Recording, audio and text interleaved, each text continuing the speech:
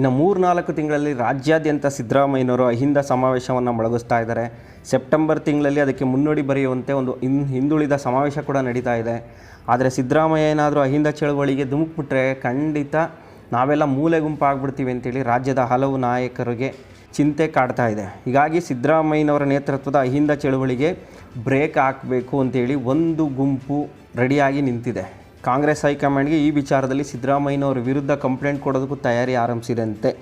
ಸಿದ್ದರಾಮಯ್ಯನವರು ಏನಾದರೂ ಅಹಿಂದ ಚಳವಳಿ ಶುರು ಮಾಡಿಬಿಟ್ರೆ ಕಾಂಗ್ರೆಸ್ ಪಕ್ಷಕ್ಕೆ ಕಿಮ್ಮತ್ತೇ ಇರೋದಿಲ್ಲ. ಆಗ ಪಕ್ಷ ಸಂಘಟನೆಗಿಂತ ವ್ಯಕ್ತಿಯ ಸಂಘಟನೆ ಹೆಚ್ಚಾಗ್ಬಿಡತ್ತೆ, ಪಕ್ಷಕ್ಕೆ ಬೆಲೆ ಇಲ್ದಂಗೆ ಆಗ್ಬಿಡುತ್ತೆ.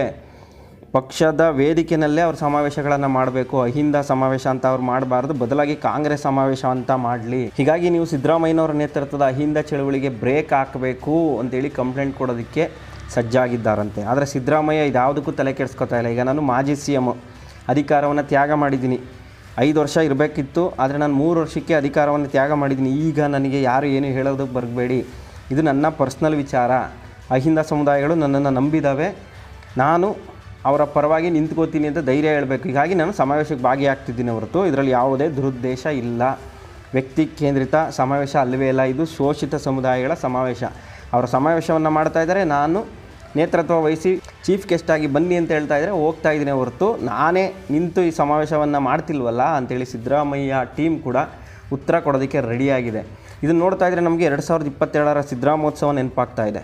ಆಗ ಸಿದ್ದರಾಮಯ್ಯನವರು 75 ವರ್ಷ ಪೂರ್ಣಗೊಳಿಸಿದ್ರು. ಹೀಗಾಗಿ ಒಂದು ಅಮೃತ ಮಹೋತ್ಸವವನ್ನು ಮಾಡಬೇಕು ದಾವಣಗೆರೆಯಲ್ಲಿ ಅಂತ ಪ್ಲ್ಯಾನ್ ರೆಡಿ ಆಗುವಾಗಲೇ ಕೆಲವರಿಗೆ ಕಿರಿಕಿರಿ ಶುರು ಆಗಿಬಿಡುತ್ತೆ. ಹೇಗಾದರೂ ಮಾಡಿ ಈ ಸಮಾವೇಶವನ್ನು ಮಾಡಿಸ್ಬಾರ್ದು, ಸಿದ್ದರಾಮಯ್ಯನವರ ಬರ್ತಡೇಯನ್ನು ಗ್ರ್ಯಾಂಡಾಗಿ ಸೆಲೆಬ್ರೇಷನ್ ಮಾಡೋದಕ್ಕೆ ಬಿಡಬಾರ್ದು, ಎಲೆಕ್ಷನ್ ಹತ್ತಿರದಲ್ಲಿದೆ.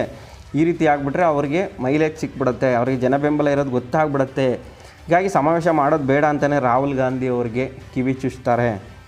ಹಲವು ಪ್ರಯತ್ನಗಳು ನಡೆಯುತ್ತೆ, ಆದರೆ ಸಿದ್ದರಾಮಯ್ಯನವರು ರಾಹುಲ್ ಗಾಂಧಿ ಅವ್ರಿಗೆ ಹೇಳೋದು ಒಂದೇ ಮಾತು, ಇದು ನಾನು ಮಾಡ್ತಿಲ್ಲ, ನನ್ನ ಅಭಿಮಾನಿಗಳು ನನ್ನ 75ನೇ ವರ್ಷದ ಹುಟ್ಟುಹಬ್ಬವನ್ನು ಆಚರಿಸ್ತಾ ಇದ್ದಾರೆ, ನನ್ನನ್ನು ಕರೀತಾ ಇದ್ದಾರೆ, ನಾನು ಹೋಗಬಾರ್ದಂದ್ರೆ ಏನಿದು, ನಾನು ಹೋಗಲೇಬೇಕಲ್ವಾ, ನಾನು ಸಮಾವೇಶ ಮಾಡಿಸ್ತಾ ಇದ್ದೀನಿ, ಇಲ್ಲಿ ಅಭಿಮಾನಿಗಳು ಮಾಡ್ತಾ ಇದ್ದಾರೆ, ಬನ್ನಿ ಸರ್ ಅಂತ ಹೇಳ್ತಾ ಇದ್ದಾರೆ, ನಾನು ಹೋಗ್ತೀನಿ, ಸನ್ಮಾನ ಸ್ವೀಕಾರ ಮಾಡ್ತೀನಿ, ಇದರಲ್ಲಿ ಏನಿದೆ ತಪ್ಪು, ದಯವಿಟ್ಟು ಇದನ್ನೆಲ್ಲ ನನಗೆ ಹೇಳೋದಕ್ಕೆ ಬರಲೇಬೇಡಿ ಅಂತ ಕಾಂಗ್ರೆಸ್ ನಾಯಕರಿಗೆ ಸಿದ್ದರಾಮಯ್ಯನವರು ಹೇಳಿದ್ರಂತೆ. ಆಗ ಕಾಂಗ್ರೆಸ್ ನಾಯಕರು ವಿಧಿ ಇಲ್ಲದೆ ಒಪ್ಕೋತಾರೆ ಮತ್ತು ಸಿದ್ದರಾಮಯ್ಯನವರ ಈ ಸಮಾವೇಶ ಏನೋ ಸುಮಾರಾಗಿ ಆಗ್ಬೋದು, ಮಾಡಲಿ ಬಿಡು ಅಂತಲೇ ಅಂದ್ಕೊಂಡಿರ್ತಾರೆ. ಆದರೆ ಅದು ಅಭೂತಪೂರ್ವವಾದ ಯಶಸ್ಸನ್ನು ಗಳಿಸ್ಬಿಡುತ್ತೆ. ಏನೋ 1 ಲಕ್ಷ 2 ಲಕ್ಷ ಜನ ಬರ್ಬೋದು ಅಂದ್ಕೊಂಡಿದ್ರು, ಆದರೆ 15 ಲಕ್ಷ ಜನ ಸೇರಿಬಿಡ್ತಾರೆ.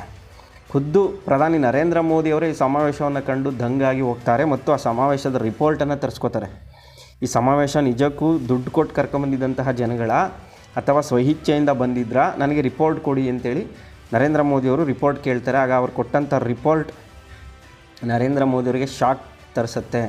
ಇಲ್ಲ ಸರ್, ಅಲ್ಲಿ ಬಂದಿದ್ದಂತಹ ಜನ ಸ್ವಇಚ್ಛೆಯಿಂದ ಅವರ ಸ್ವಂತ ಖರ್ಚಿನಲ್ಲೇ ಬಂದಿದ್ದು, ಬಸ್ ವ್ಯವಸ್ಥೆ ಮಾಡಿರಬಹುದು, ಆದರೆ ಸ್ವಂತ ಖರ್ಚಿನಲ್ಲೂ ಕೂಡ ಲಕ್ಷಾಂತರ ಜನ ಬಂದಿದ್ದಾರೆ, ಕಿಲೋಮೀಟರ್ಗಟ್ಟಲೆ ನಡೆದಿದ್ದಾರೆ.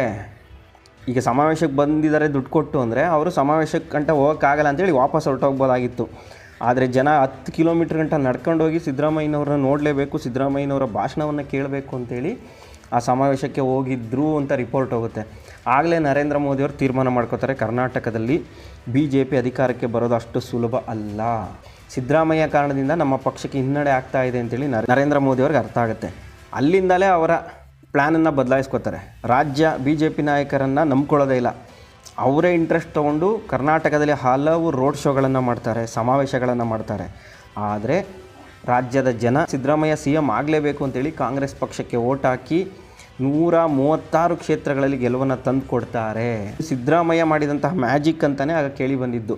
ಅದಕ್ಕೆ ಮುನ್ನುಡಿ ಬರೆದಿದ್ದು ಸಿದ್ದರಾಮೋತ್ಸವದಲ್ಲಿ ಸೇರಿದಂತಹ ಜನಸಾಗರವನ್ನು ಕಂಡು ರಾಹುಲ್ ಗಾಂಧಿನೇ ಶಾಕ್ ಒಳಗಾಗ್ಬಿಡ್ತಾರೆ.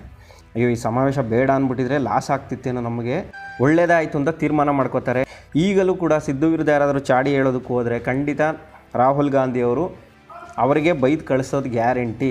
2022ರಲ್ಲಿ ಸಿದ್ದರಾಮೋತ್ಸವ ಮಾಡಿದ್ದಕ್ಕೆ ಕಾಂಗ್ರೆಸ್ ಅಧಿಕಾರಕ್ಕೆ ಬಂದಿತ್ತು, ಇದನ್ನೆಲ್ಲ ನಿಮಗೆ ನೆನಪಿದೆಯಾ? ಈಗಲೂ ಮಾಡಲಿ ಬಿಡಿ ಸಮಾವೇಶನ, ಕಾಂಗ್ರೆಸ್ ಪಕ್ಷಕ್ಕೆ ಒಳ್ಳೆಯದಾಗುತ್ತೆ. ಇನ್ನು ಎಲೆಕ್ಷನ್ಗೆ ಇರೋದು ಇನ್ನು 1.5 ವರ್ಷ, ಒಳ್ಳೆಯದೇ ಆಗುತ್ತಲ್ಲ ಅಂತ ಹೇಳಬಹುದು. ಆ ರೀತಿ ಏನಾದರೂ ರಾಹುಲ್ ಗಾಂಧಿ ಅವರು ಹೇಳಿದ್ದೆ ಆದರೆ ಸಿದ್ದರಾಮಯ್ಯನವರಿಗೆ ಮತ್ತಷ್ಟು ಬಲ ಸಿಗುತ್ತೆ ಅನ್ನೋ ಮಾತುಗಳೇ ಕೇಳಿ ಬರ್ತಾ ಇದೆ. ಹೀಗಾಗಿ ಸಿದ್ದು ನಡೆಸುವಂತಹ ಸಮಾವೇಶಗಳ ಬಗ್ಗೆ ಎಲ್ಲರಿಗೂ ಕುತೂಹಲ ಹೆಚ್ಚಾಗ್ತಾನೇ ಇದೆ.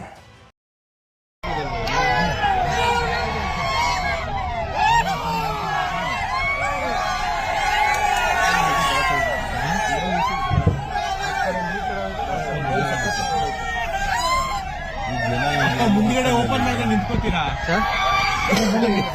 ಈ ಜನ ಹೆಂಗ್ ಗೊತ್ತಾಗ